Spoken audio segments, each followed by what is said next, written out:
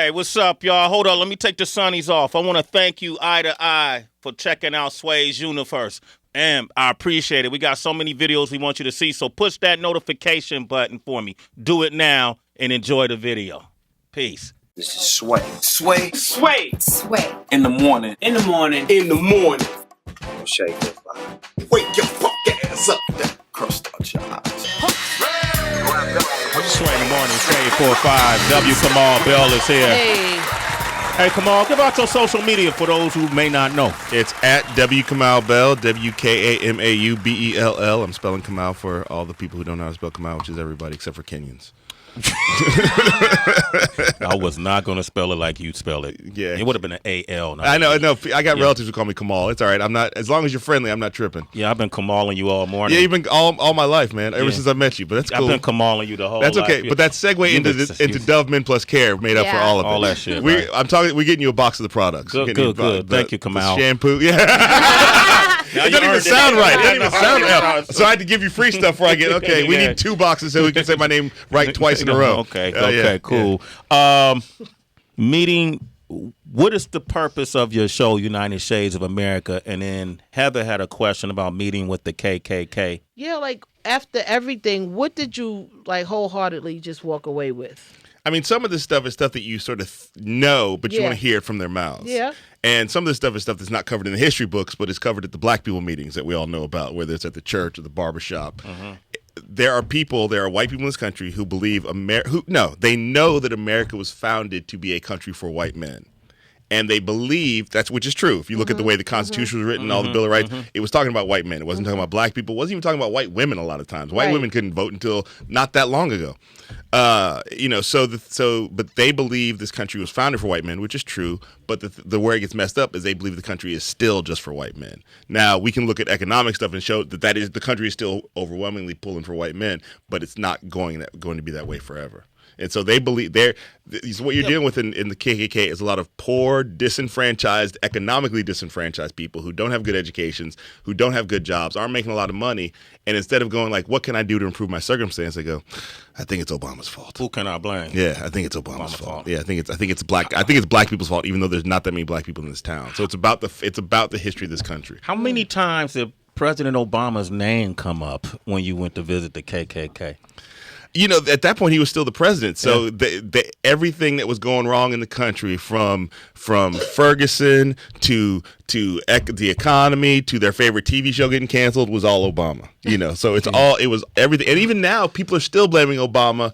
When people say Trump did something, blah, blah, blah, people go, what about Obama? He is still being blamed for things that are going on in this country. Do you think 10 years from now, 15 years from now, people will still be blaming Obama? If we don't get another black one, they will be. You know, if we don't keep moving forward. I mean, that was one of the things I was most sad about Hillary not winning, which I was not always caping for Hillary, was just that because I have 2 young daughters who were both born in the Obama era. And I was like, man, if Hillary wins the presidency, then my daughters, and then if a white man comes in after that, my daughters will be like, is a white man president okay? Is America ready for a white man president? But I don't know that we'll see what happens. But I think Obama, until another black comes in, he will always be getting the blame.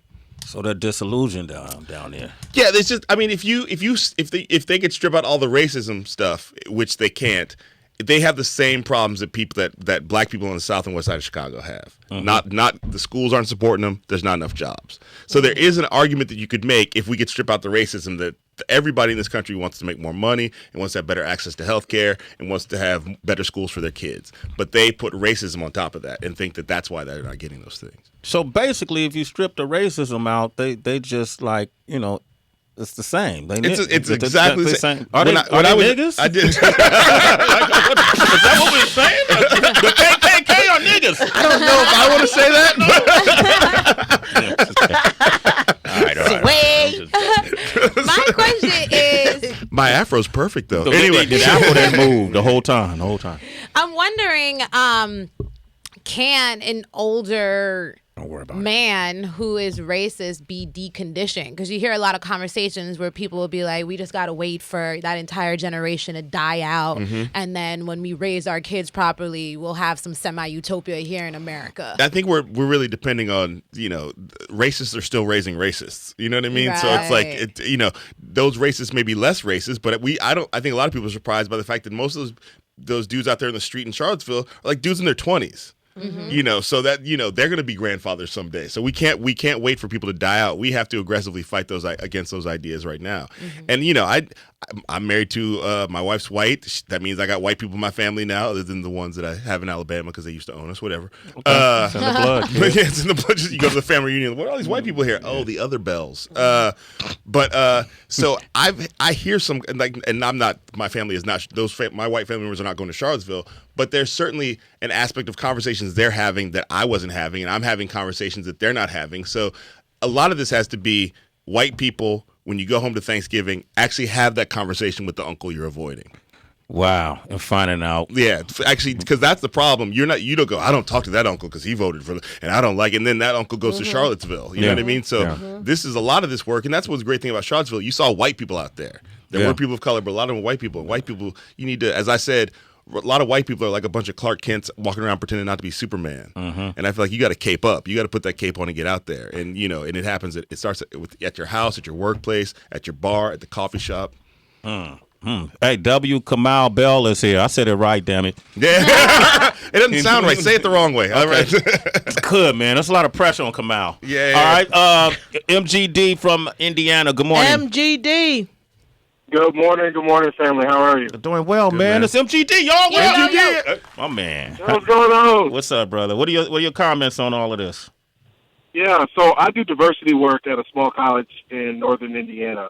And actually, W. Kamal Bell, I will probably try to be in touch with you to invite you out to campus really soon. All right. I like how this works. Doing this work gets me gigs. He has a fee that comes with it. Hit me up. No, My question is, so this past January for our MLK celebration, we had invited Daryl Davis, and I'm not sure if you're familiar with him. Daryl Davis is with the original black man who met with the Klan. Yeah. He has a documentary called, I don't know what the documentary is called, but it's on Netflix right now about a documentary how he met with the Klan. He's a blues musician. Accidental Courtesy, I think it's called. Accidental Courtesy, yeah. Yeah, he spent way more I time didn't with the know Klan if than I did.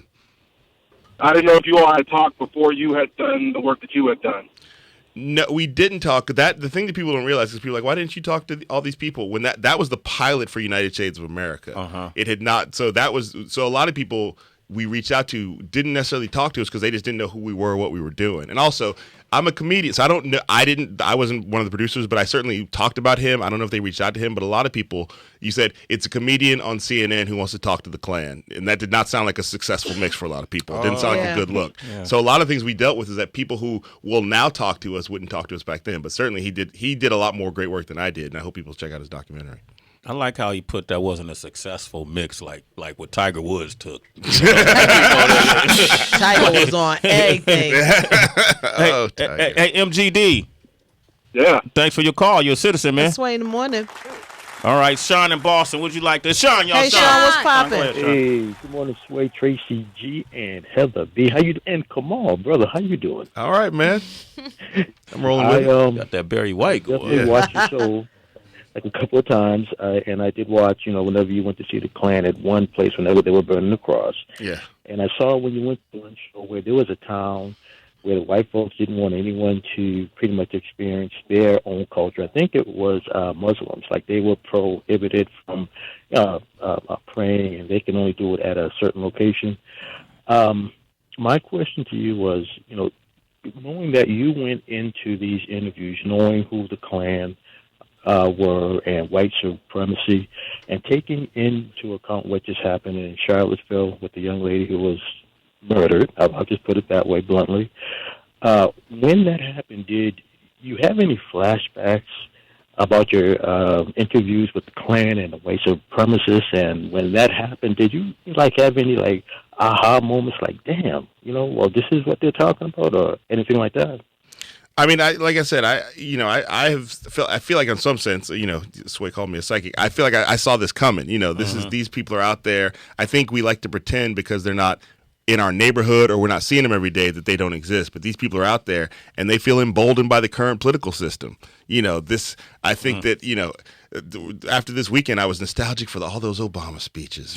Remember when bad things would happen and Obama would just pull up some hot chocolate and sit down with you? Pat us on the neck. Yeah, tell us just sort of rub your forehead. Just go to sleep. It'll be all right. Yeah, that a president who actually understood that the job of the president was to lead and unite. So for me, that I see the thing in Charlottesville, and I live in Berkeley. They've been to Berkeley 3 or 4 times since the election. They're coming back in a couple weeks, and I have to sort of deal with this as a political issue, but also as a personal issue. What do I do with my kids that day? Yeah. Do we leave town? Do we stay in town? Do I go down there and show up? What if I get hurt? So it's like we have to really make this stuff. I have to deal with this on several levels: the political level, the society level, but also the personal level. Hey, thanks for your call, Sean. That's interesting. I know you got to go. How did you? You grew up in the Bay, right? Yes, that's where I really came. That's where I wrote my one-man show, the W. Kamau Bell Curve, ending racism in about an hour. Clearly, did not work very well.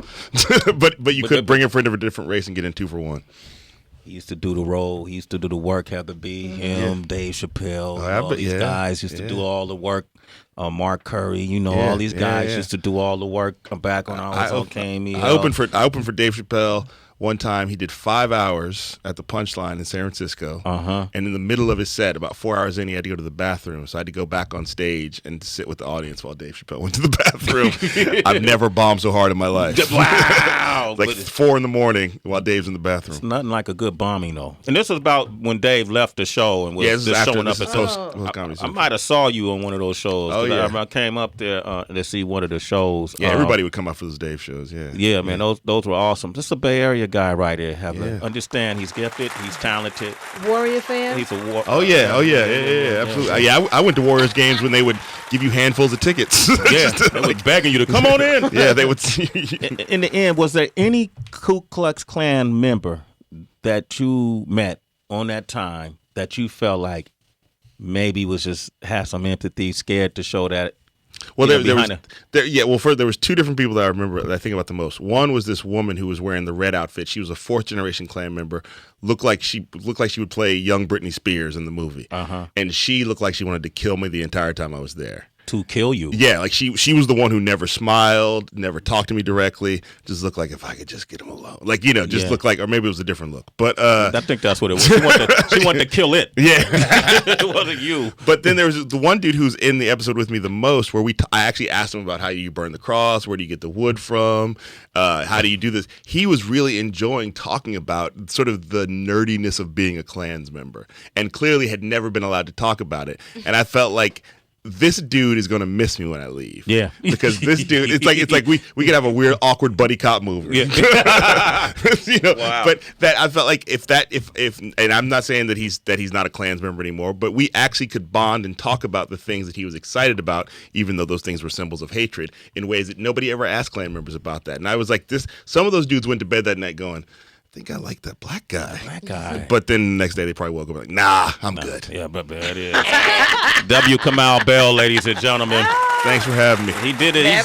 He was there before you were. Before Charlottesville, he was there. He was trying to let us know. He was trying to warn us. I'm like Black Paul Revere. The racists are coming. The racists are coming. Or they're here. They're here. The call is coming from inside the country. Yes. You got an Emmy Award nomination? I got an Emmy. Yeah, this is crazy. Yeah. Host. I got a Emmy Award nomination as a host. I'm up against Snoop Dogg and Martha Stewart. Good luck. Alec Baldwin. So I'm not preparing a speech. Alec Baldwin and LL? Yeah, I'm not preparing a speech. I'm just going to have a good time. At least you were mentioned. I know. I appreciate it. There it is. W. Kamau Bell, man. Look out for season 3 of United Shades of America. Just continued success, brother. Thank you, brother. Proud of you, man. Thank you. Happy for you, man. I'm going to get you a box of that Dove Men Plus Care. Hook me up, man. I need it for my beard. All right, we got Celebrity Wire up next. It's Sway in the morning, only on Shade 45.